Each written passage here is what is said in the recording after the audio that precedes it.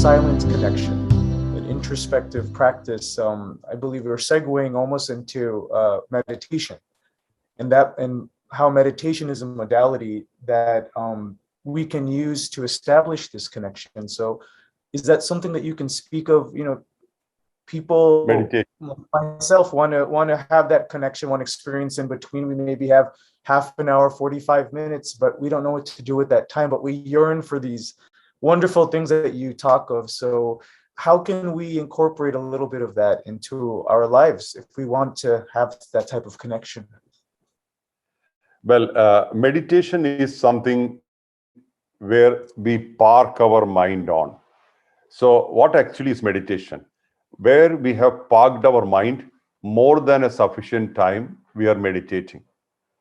So we can meditate on work.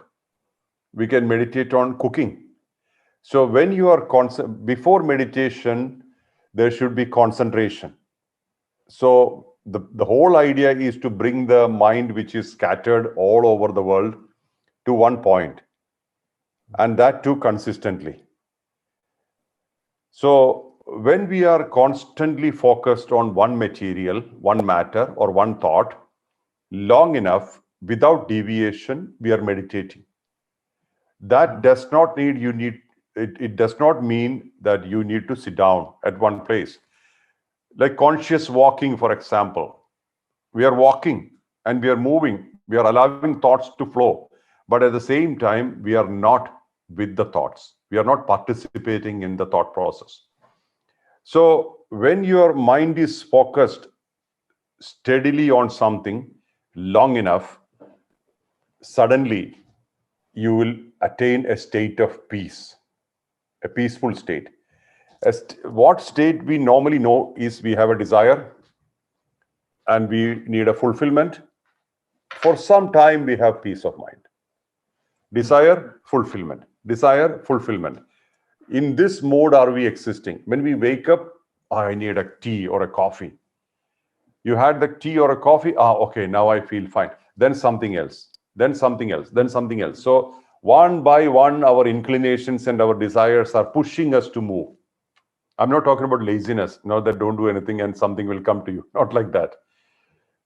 You have to be clear about, or you have to understand that these desire patterns are always running or ruling us continuously. And we are asking for fulfillment, and most of our lives, we are slaves to our patterns. We can't come out of it because when we are trying to break the patterns, we feel miserable because we are so used to the patterns, we think this is life. But actually, that's not life. The life is not your patterns, not your mind structure, not even your constitution or personality. Life or the real freedom of life is when you need nothing or everything is okay. You are peace with everything. Whether something is existing or not existing, we are peaceful. So with that kind of a clarity, when we live, that's where we start experiencing freedom. Not when we have tons of desires and we have opportunity to fulfill them. That's not freedom. That's actually being a slave to desires. So when at certain point in time you will feel, I have all these desires, but I really don't need to fulfill them. Without fulfillment, I'm feeling good. When that thing happens, then immediately you will start feeling a big relief. Oh, okay. That means even without fulfillment, I'm peaceful. There is a possibility of that nature. So that one point in time, you start to taste meditation, where you are not pressured by desires to think, to express, to act. Three levels where a desire works. A desire brings a thought to you. If the thought is powerful enough, strong enough, it moves into expression. See, let's say, I'll give an example of a coffee. A desire for a coffee gives that thought in your mind, I need a coffee. And sometimes, okay, no problem, I can have water, it's fine. Then the intensity of desire is weak. There's no clear desire. But intensity of desire is unavoidable or and can't neglect it, then what happens? You will express, hey, get me a coffee. I need a coffee. And then action, having the coffee. And then experience of having the coffee. After that, memory of having the coffee. Constant memory becomes pattern. Pattern starts repeat, becoming desire. This is how we live. So many things of our life, we know that we are helplessly tied to a flow of events. And that's a time when, how do you meditate? Be with that flow. When we are thinking, be aware. When we are expressing, be aware. Make sure that the mind is there, not unconsciously. When we are unconscious, we are not meditating. When we are conscious, we are with that particular thing, then we are with us. We are within our pattern structure. That can help us to go beyond the pattern structure. So when you are fully with the coffee, experiencing the coffee, then immediately you don't need another, because you had full contentment while having it. When we are expressing the coffee, be clear and aware. What are you talking? There you are meditating. So every point in time you can meditate. Meditation is a very extended subject. Now it will reach a level where you are sitting and watching the process of your thoughts, because thoughts you can't control. One thought leads to another thought to lead to another thought. So many things trigger thoughts. Memories trigger thoughts. So many. Fears trigger thoughts. Desires trigger thoughts. All are triggering thoughts. Witness them. We are watching them. You're silently looking at them without any kind of involvement, or you're not trying to get involved with these thoughts. That's meditation. That happens also simultaneously. So meditation is a state you can be. Like, for example, you can see cows after eating sitting down and chewing. It's a very meditative state.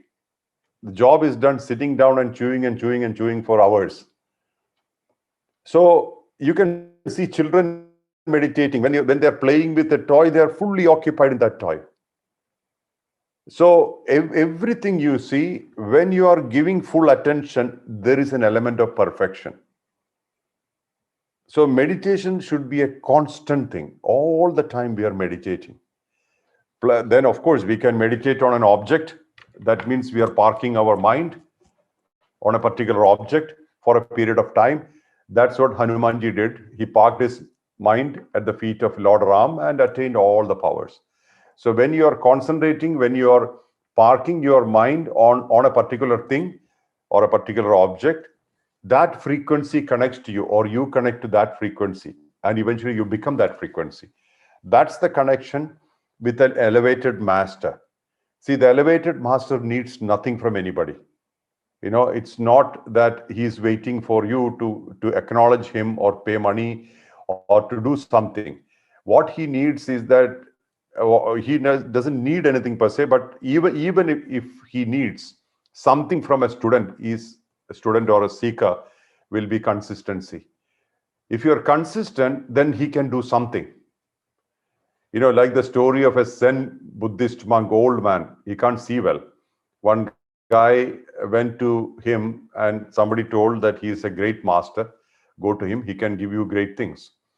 So this man reached the master. Master asked, why did you come? So he said, I was told that you are very powerful and you can give me so many things. Oh, really? Somebody said so. Oh, then it must be true. Let's see, but let's have a tea first. Before we talk, would you like to have a tea? So he said, sure. He gave him a cup and a saucer, and this master with his shaky hands, old man, started pouring tea into the cup. The cup was filled, the saucer was filled, the tea started flowing down. Then this man who came, who the guest, told the master, the tea is overflowing. Then the master said, that is the problem. I'm getting all filled cups and the saucers. Then where can I pour more tea? See, this is what happens with most of the seekers. They come filled up. So the master looks at them and smiles. You unburden yourself and come to me, then I can feel you again.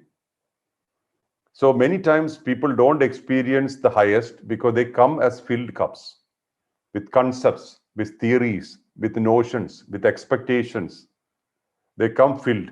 Then the master has nothing to give. And master will never force it. No master, no true master will ever say, I am the ultimate or I am the one.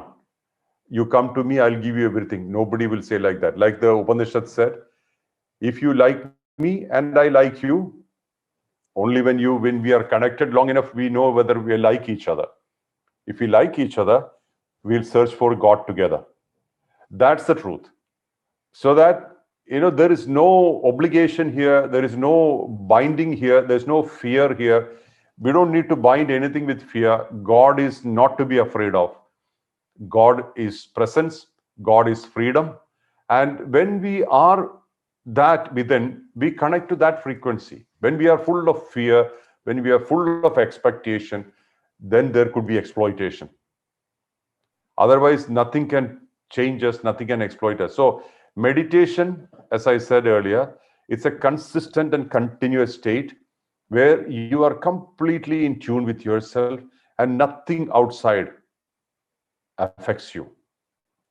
A state where you are in a mode of contentment.